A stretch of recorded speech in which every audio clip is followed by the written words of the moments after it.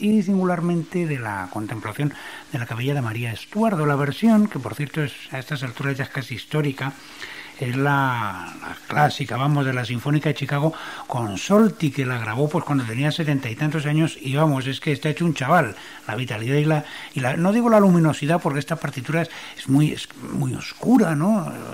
No tiene esa luminosidad de la italiana en la instrumentación, tiene otro aire mucho más borrascoso, más resignado, más misterioso. La verdad es que, bueno, hace un momento estábamos hablando de María Estuardo, y verdaderamente pocas figuras habrán tenido tanta influencia en la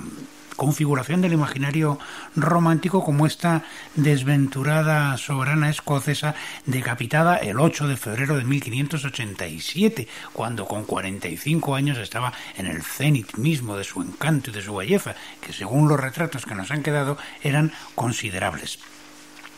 Muchas obras hay basadas en María Estuardo, precisamente pues porque es una de las figuras características del imaginario romántico, pero también de esa otra forma de romanticismo, citando lo que antes decíamos de la sentimentalidad romántica, pues es otra forma terminal del romanticismo que ahora llamamos expresionismo.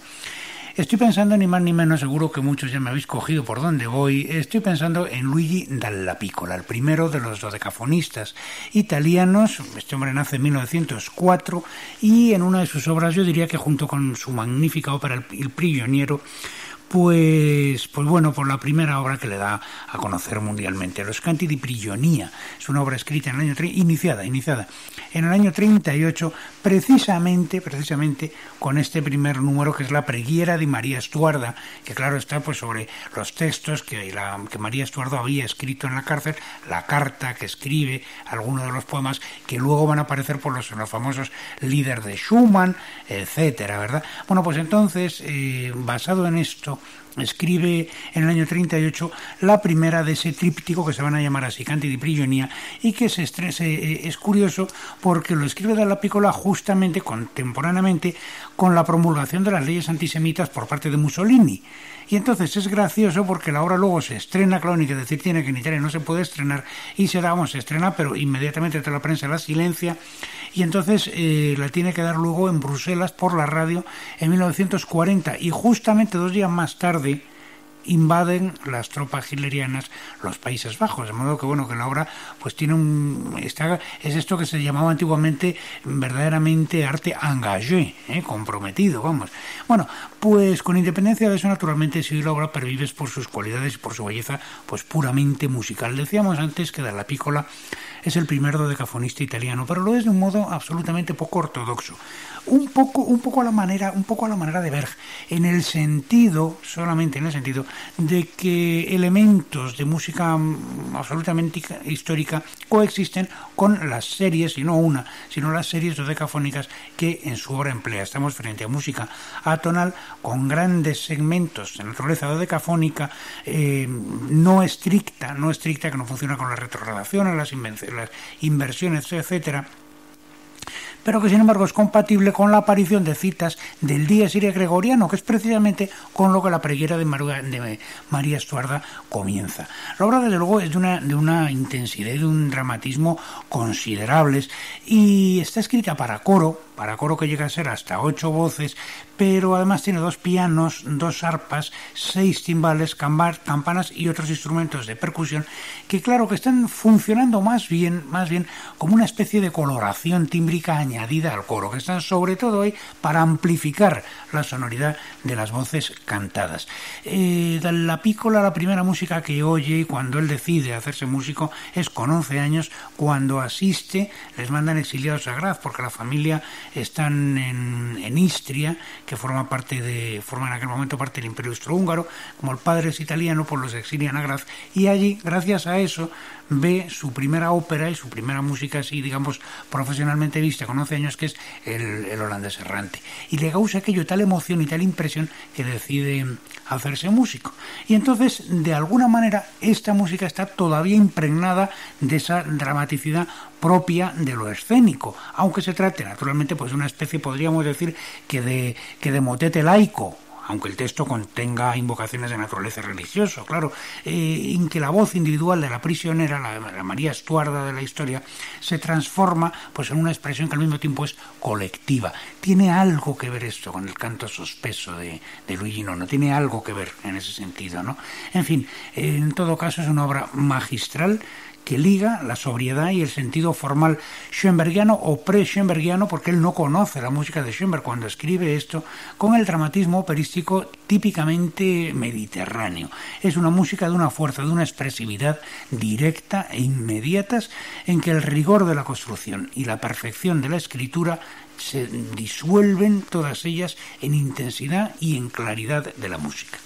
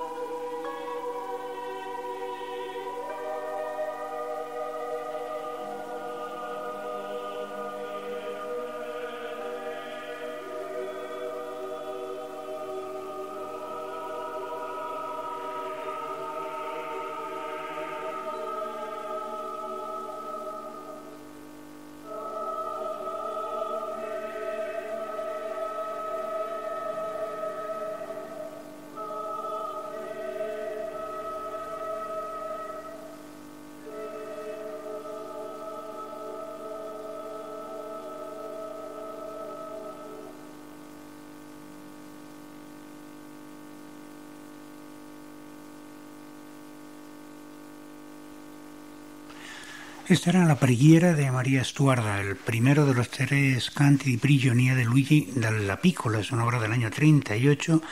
Nosotros lo hemos escuchado al coro y a algunos miembros de la orquesta de la radio sueca dirigidos por Esa-Pekka Salonen. Es una grabación reciente que está, por cierto, precisamente con esa ópera en un acto magnífica que es Il Prigioniero, que es su gran obra, su obra de grandes dimensiones inmediatamente posterior. Bueno, vamos a esclarecer un poco el panorama tan sombrío que traemos con la cristalina y emotiva transparencia del clavecín francés del Grand Siècle. Armand Louis Couperin, vamos a ver, el penúltimo de los miembros de la dinastía, el quinto, en ocupar la tribuna del órgano de Saint-Gervais. Un pluriempleado, este hombre falleció cayéndose de un caballo cuando iba de la Saint-Chapelle, que había abierto el oficio de vísperas, pues camino de Saint-Gervais, donde lo acababa de comenzar su hijo, el Gervais François, que fue el último organista de Saint-Gervais de la familia Couperin. Entonces se cayó de un caballo y se mató, como luego le pasó pues, muchos años más tarde con una bicicleta, ¿verdad?, a Chausson. Bueno, esa es otra historia. Bueno, pues Armand Louis Couperin publica en el año 72, es decir, cuando Beethoven tenía ya 2 años, publica dos obras que se llaman cuartetos para 2 clavecines o para clavecín a 4 manos, no especifica, que parece ser que estaban escritos para un modelo, vamos a decir, experimental de clavecín que lo fabricaba Pascal Tasquin, que era el sucesor de Blanchet, que había sido a su vez el suegro de Couperin, se había casado con la hija mayor, y que este instrumento estaba provisto pues de una suerte de rodillera, de manera que empujando así lateralmente era capaz de cambiar de registro sin cambiar de teclado, para hacer pues en fin, digamos que algo parecido a lo que llamamos crescendos y diminuendos. Bueno, en todo caso, el segundo de estos 2 cuartetos tiene un movimiento lento que es una auténtica joya, que es lo que vamos nosotros a oír ahora, y que está todo basado sobre un motivo único que se desarrolla sin cesar desde el primer compás hasta el último, y que claro, aunque expresivamente pertenezca de pleno derecho todavía al mundo del rococó, tiene una concentración motívica que casi está ya anunciando el clasicismo.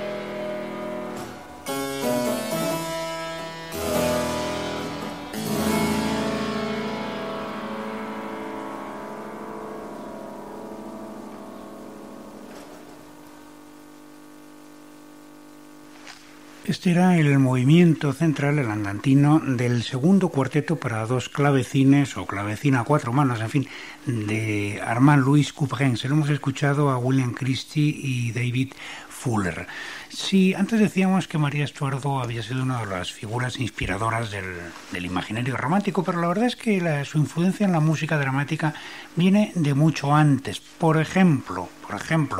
Carissimi, ya como Carissimi, hablábamos de él aquí la semana pasada, ¿no? Y comentábamos de él que había sido profesor de Archaeologium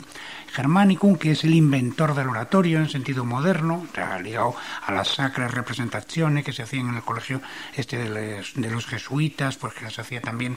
Emilio de Cavalieri. Bueno, en todo caso es el inventor de la cantata. La cantata, lo que llamamos cantata como género, pues esa que practicaban Vivaldi, que hemos oído nosotros aquí ejemplos de Scarlatti, de Händel, pues la forma en realidad está inventada por él. Y claro, es una cosa que está a medio camino o que procede. ¿De dónde procede? Pues de dónde procede toda la ópera italiana, del Lamento de Arianna, de Monteverdi, ¿no? Claro, todo esto viene a cuento precisamente de la pieza que vamos a escuchar, que está dentro de ese género y que adopta procedimientos directamente tomados de ese lamento. La influencia de Monteverdi es absolutamente evidente en este otro lamento, que es el Lamento de María Estuardo, reina de Escocia, que así se titula y que es una pieza pues para voz y continuo, una pieza de un manierismo extremo y que tuvo desde luego bastante difusión en su época, incluso en épocas posteriores, porque en una fecha digamos tan temprana, teniendo en cuenta desde hoy como 1874, ya la editó junto con 5 otras arias Roger Prentice en Londres, de manera que la pieza está muy divulgada en la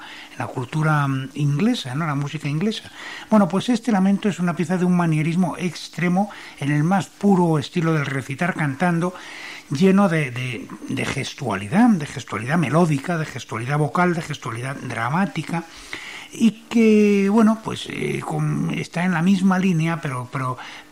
dentro del terreno más camerístico de la música de Cavalli, de la que escuchábamos también algún ejemplo, y de esos maravillosos lamentos de sus óperas que son rigurosos, lamentos cromáticos que son rigurosamente contemporáneos y que están de una manera imperceptible transitando del recitativo al arioso sin una solución de continuidad, de una forma, pues eso,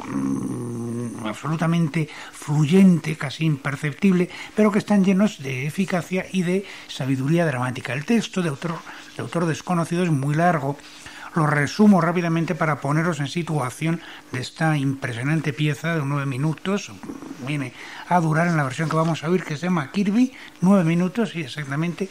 Detente, déjame hablar, comienza. Sacrílego ministro, aunque una suerte inclemente me destine, cual culpable a una agonía indigna. Así empieza el texto. Viví y muero inocente, mi sangre es la de Estuardo y yo soy reina. ¿Por qué vendáis mis ojos? Mucho he visto en mi vida, tenga yo el coraje de mirar frente a frente mi hora última.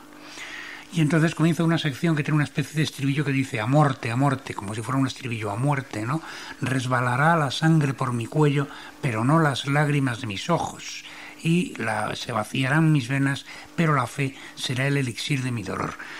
En la siguiente estrofa se despide de sus doncellas, se despide luego del Londres infamante, de la reina Elizabeth, a la que le llama anglicana y altiva Jezabel, y dice que espera los golpes de una justicia implacable en forma de remordimiento le hiendan el corazón, y finalmente acaba diciendo que un mar de sangre empape mi manto regio.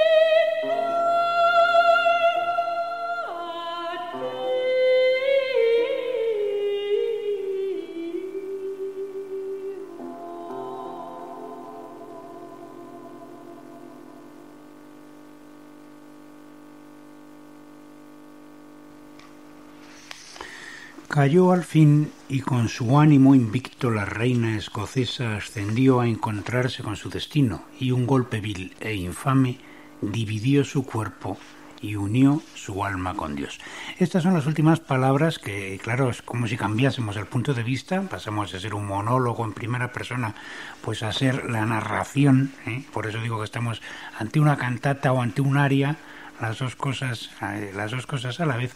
de este lamento de María Estuarda de Giacomo Carissimi, que se lo hemos oído a Emma Kirby y Anthony Rulli. Bueno, la semana pasada escuchábamos, ya que hablamos de separaciones y de, en fin, estas cosas tremendas, ¿verdad? Y hablábamos poníamos el ejemplo de la fantasía esta maravillosa de Mozart, que está escrita pues precisamente para su separación de Teresa von Trattner. Ya habíamos contado pues toda la historia, que esta mujer, que era la esposa del editor, pues les habían recibido los Mozart cuando volvían de Linz, que en sus salones dio Mozart pues alrededor de 20 academias en todo el año sucesivo, y que luego, pues por razones que no están muy esclarecidas, se tuvieron que separar, se cambiaron de casa, no volvieron a verse, y Mozart le escribió pues quizás sus dos obras más hermosas para piano, que eran la fantasía que oíamos la semana pasada, que tenía que ir como pórtico de la sonata, cuyo movimiento lento vamos a escuchar pues ahora mismo, con el fin de completar un poco pues tanto el sentimiento como la información entonces ofrecida. Ya contábamos la historia de que Mozart le había escrito unas cartas explicando el significado íntimo de la obra, digamos, y que luego a la muerte de Mozart, la viuda, se las había pedido a Teresa von Trattner y que ésta no se las devolvió, y las cartas pues han desaparecido, ¿no? En fin. En todo caso, esta sonata, la sonata en do menor, el Kegel 457, que se la dedica y se la finaliza el día de Santa Teresa, precisamente de 1784, esta sonata es quizá la más bella y la más intensa de todas las que Mozart haya escrito. Ese movimiento lento, decimos, es uno de los escasísimos que Mozart titula, le pone la indicación de adagio, porque Mozart normalmente siempre prefiere un tempo un poquito más movido, y los movimientos intermedios le suele poner la indicación de andante o andantino. Lo de adagio lo usa muy pocas veces, y una de esas pocas es precisamente esta. Es evidente que la pieza tiene un significado y tiene una emoción especiales. Está especialmente trabajado y equilibrado este movimiento desde el punto de vista de la forma. Una construcción es muy sencilla, en estilo de rondó, basado todo pues en el retorno de una frase melódica que no deja de tener, por cierto, cierto parentesco. Enseguida los que no conozcan la obra o no se hayan fijado, pues enseguida se van a dar cuenta, no deja de tener cierto parentesco con el preciosísimo movimiento lento de la sonata patética de Beethoven. En fin, lo admirable está en el modo en que Mozart, retomando siempre esa misma frase, la dota de pequeños adornos, de pequeñas transformaciones que son suficientes, sin embargo, como para que suene casi distinta en cada una de sus reapariciones. Eso sí, sin que su pureza, su limpieza melódica se empañe en ningún momento. Estamos aquí verdaderamente frente al Mozart de más grandioso aliento, no lejano a Schubert, no lejano a la música de Schubert, pero que con todo no cede un ápice de su serenidad olímpicamente clásica.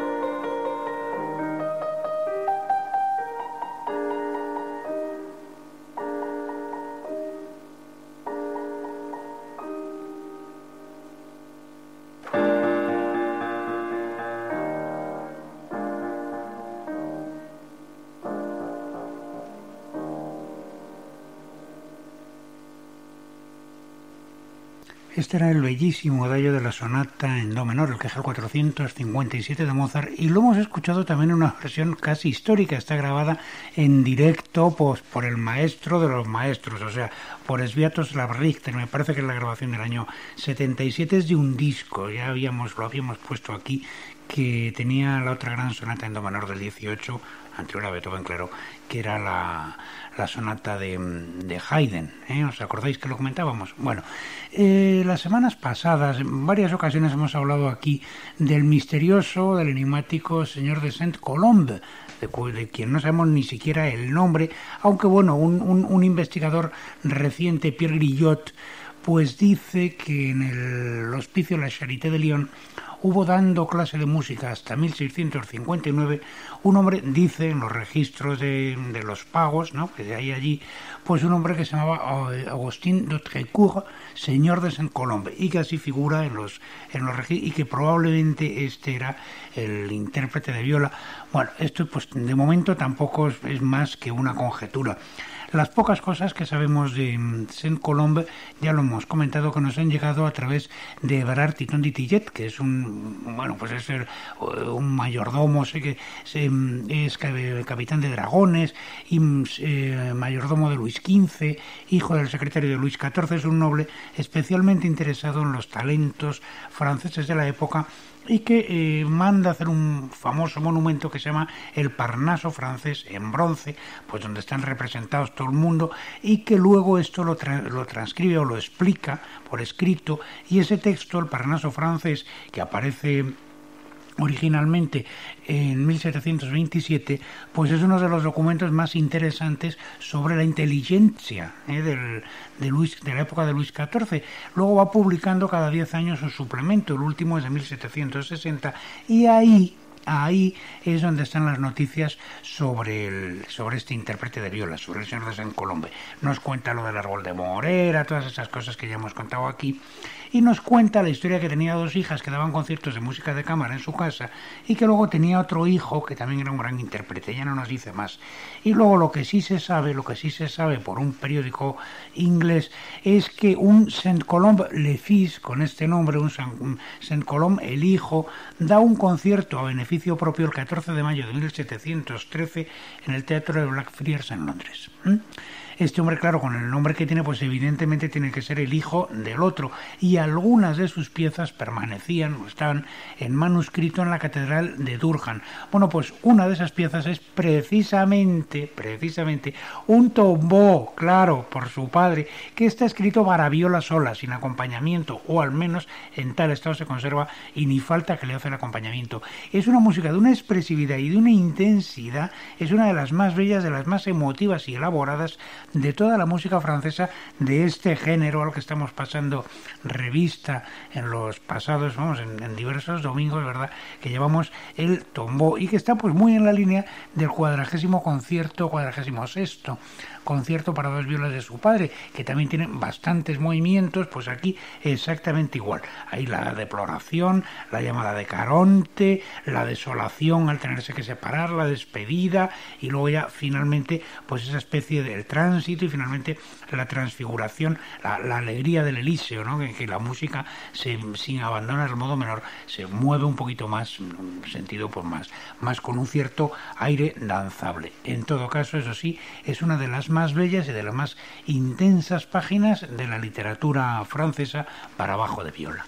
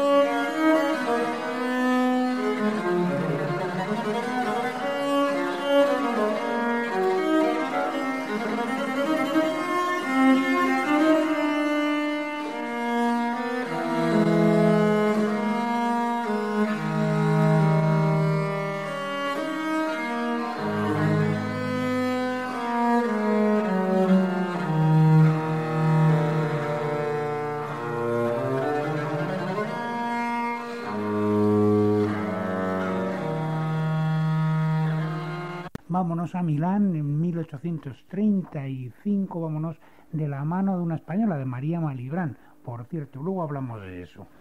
Bueno, como decía Verdi, todas las óperas, excepto ahí de Falstaff, habría que decir, todas las óperas empiezan con un coro y esta de luego no es una excepción.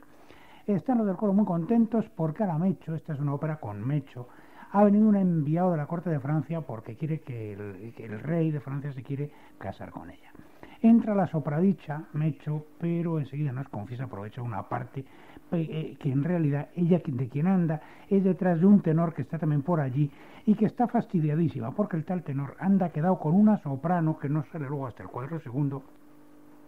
y en fin, que no parece que no le hace ni caso. Como quiera que en el vestuario la han vestido de reinona, la Mecho, aprovecha la ocasión para jurar venganza contra la sopradicha tiple, pese a las súplicas de un par de barítonos que andan por allí vestidos de golilla. Total, que para ver de darle a Echares al tenor lo que le da es un anillo, le dice que se lo dé al traspunte y que el traspunte se lo lleve al rey de Francia en señal de que está dispuesta a plegarse a sus requerimientos. Pero esta posibilidad, es decir, que ella ceda a los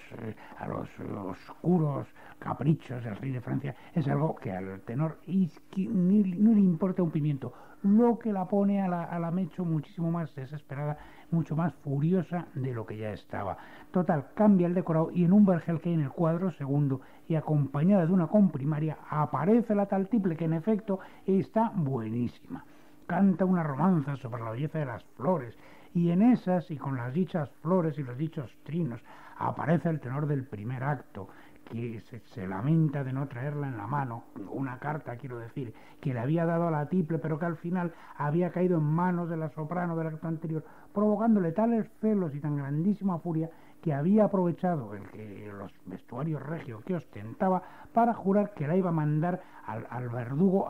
aprovechando una cabaleta muy furibunda que tiene. Cosa que sabida por la tiple entra en grandísima agitación cuando conoce la llegada de su rival, que efectivamente se presenta de allá a poco revestida de pontifical y con un halcón de atrecho en la mano izquierda, demostrando con ello la afición del escenógrafo al noble arte de la cetrería. En fin, la tiple, muy en contra de su deseo, accede a pedir clemencia aconsejada por el tenor y por el barítono del acto primero, pero la Mecho no lo puede sufrir, entonces trata a todos con desmedida altanería, de modo y manera que la tiple acaba yéndose para ella con tal furor que se agarran de los moños, literalmente. La soprano la llama, literalmente también la llama guarra, la llama hija de mala madre, zorra, esas cosas que se llaman las tiples fuera de escena unas a otras en los camerinos, porque luego en el escenario y en los saludos estos son sonrisas, claro. Bueno, pues esa la tienen allí liada en medio del escenario por ver quién se la tiene al tenor, quiero decir, cuál de las dos se va a cantar el dúo final. Alman tal porfía y se meten tales viajes y se van tales vituperios que acaba cayendo el telón del primer acto cuando ya se habían arrancado todos los terciopelos, cosa que es de grandísima algazara del respetable y gran desesperación de las chicas del vestuario. De modo que cuando llega el acto tercero, la Mecho definitivamente ha dicho ya aquello de mí o de la muerte y, como es tan pérfida, le entrega la sentencia de muerte para la soprano y la orden de ejecución precisamente al tenor, aprovechando que es un noble para que se la tenga que llevar a la soprano la sentencia, restregándole el papel por los morros, ya que no le puede restregar otra cosa, y este entonces le lleva la sentencia a la cárcel donde la han metido a la tiple, y esta, confortada a todas estas por el barítono, que también y a todas estas no se ha comido una rosca ni con la Mecho, ni con la tiple, ni con el tenor, ni con nadie, nos canta en la cárcel en su última hora su romanza dulcísima antes de entregar al verdugo, su cuello también blanquísimo y deseable, romanza dolida pero llena de dignidad, instantes antes, como decimos, de que un figurante provisto de un hacha de guardarropía le cercene inclemente el pasapán.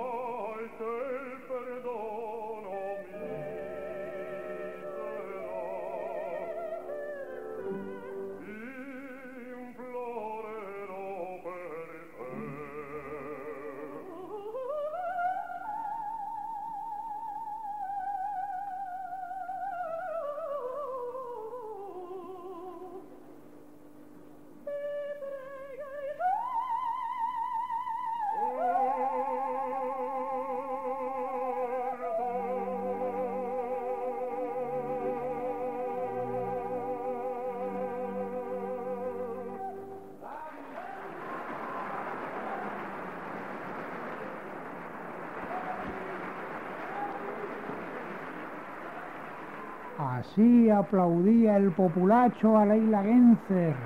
así le siguen aplaudiendo, acompañada por Agostino Ferri, que es el que la viene a confortar en su prisión. Esta era la preghiera di María Stuarda del acto tercero de la María Stuarda de Donizetti. Es una grabación también histórica, verdaderamente, del 2 de mayo del año 67 en el Teatro Comunale de Florencia, en el Mayo Musical Fiorentino, ¿no? Con Molinari Pradelli ahí en la batuta. Y bueno, ahora ya, pues casi para acabar nuestro tiempo, ahora sí que vamos con una música verdaderamente dramática, donde las haya, pero dramática en otro sentido, no dramática de teatral, como esta romanza, vamos, de belleza, más allá de toda explicación que acabamos de oír. Bartók y su segundo cuarteto, el movimiento final, el opus 17, una obra escrita de pues 10 años, la friolera de 10 años después del primero, y que le lleva al compositor 2 años de trabajo, que simultánea con otras cosas, claro, pero en fin, se estrena en el año 18. En este segundo cuarteto, Bartók ensaya una forma que es característica de su estilo de madurez, que es la forma, lo que llaman los alemanes, la forma Bogen, la forma arco, ¿no? Que es simétrica y precisamente con la parte más rápida, la parte en punta, digamos, justamente en el centro, no al final, como en el estilo, ni al comienzo, como en el estilo clásico o en el romántico, en fin. En este último movimiento con que acaba el cuarteto es un lento, un scherzo y luego otro lento más lento que el del comienzo, recupera un salto de cuarta característico del primer movimiento y está todo el tratado en una mezcla de variación y de desarrollo. No puede decirse que haya dos temas, aunque una escucha poco atenta tal diría. En fin, la obra el movimiento es desde luego es uno de los de mayor inestabilidad armónica que Bartók haya escrito en toda su vida. Se abre, se oye la tónica, pero al mismo tiempo la sensible, ¿no? O sea que lo primero que escuchamos es una disonancia de segunda menor, digamos que la más intensa, la mayor lejanía armónica que hay, ¿no? Y de entonces van entrando los 4 instrumentos, llegamos a oír hasta 10 notas diferentes en esos 2 primeros compases. No se repite más que precisamente la que luego se sabe que es la sensible, o sea, el sol sostenido, de manera que en ese arranque es absolutamente temerario aventurar en qué tonalidad estamos. Justamente la que es la tónica es la que solamente suena en el comienzo y luego se escamotea. Pocos momentos más fascinadoramente elípticos en toda la música, no en toda la música de Bartók, sino en toda la música de cámara. Es algo que funciona un poco como una fantasía, que también es simétrico, que se desarrolla este material que está en los 2 primeros compases, pero que luego se reagrupa de otra manera, uniendo en una célula la tercera mayor y la tercera menor, de manera que también hay una gran ambigüedad modal que no sabemos en qué registro, mayor o menor, nos estamos moviendo. Y entonces ese doble intervalo del re al fa sostenido, del re al fa natural, por ejemplo, que aparece de una forma o de otra forma, ¿no?, pues es lo que va vertebrando todo este movimiento, que prácticamente puede decirse que no tiene melodías, que no tiene temas, sino que es pues simplemente juego de intervalos, que son intervalos significativos de modalidades, pero que a su vez unos discuten a los otros y que aparecen, eso sí, en todas las permutaciones posibles, con lo que la inestabilidad y la ambigüedad tanto tonal como modal del movimiento, pues alcanzan realmente los últimos extremos. Se llega ya con una especie de gran disolución, pues hasta que van apareciendo todo el espectro cromático ya en el último episodio del movimiento, que es como si la música realmente se desvaneciese, se diluyese en una suerte de pantonalismo, ¿no? En todas las tonalidades posibles o en ninguna, ¿no? Como la esfera de Pascal, que el centro está en todas partes y la circunferencia en ninguna. Pues algo de ese mismo sentido cósmico tiene esta música, que es a la vez una de las más desoladas y fantasmales jamás escritas por Bartók.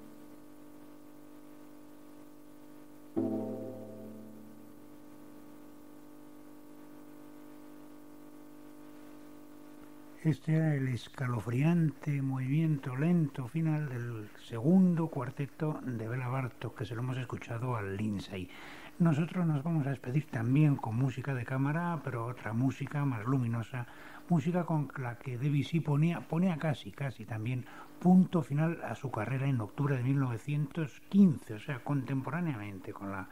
obra de Bartók, y sin embargo es otro universo musical totalmente diferente. La penúltima, la de en medio de las tres sonatas, una de las más singulares, fascinantes y atinadas experiencias tímbricas de toda la historia de la música, la sonata para flauta, viola y arpa, con su final, que va a ser también el final de nuestro programa, un final tan alegre, tan resuelto, como melancólico. El propio Debussy lo afirmaba: debo reír o llorar al tiempo que escribo esta música. Pues con esa música y con su interrogación y su enigma, nosotros ponemos también punto final a nuestro tiempo, un tiempo que hemos hecho entre Luis Guijarro, eficazmente relevado por Marc Casca en el puente de mando, que ahora mismo contempla la pleamar de la noche, y aquí José Luis Tellez en el micrófono y en los comentarios. El próximo domingo volveremos, oído al parche, media hora más tarde que de ordinario, a las 23:30, ya sabéis, por la transmisión que hay y demás, pero eso sí, como clavos. Hasta entonces, os deseamos 7 días llenos de felicidad.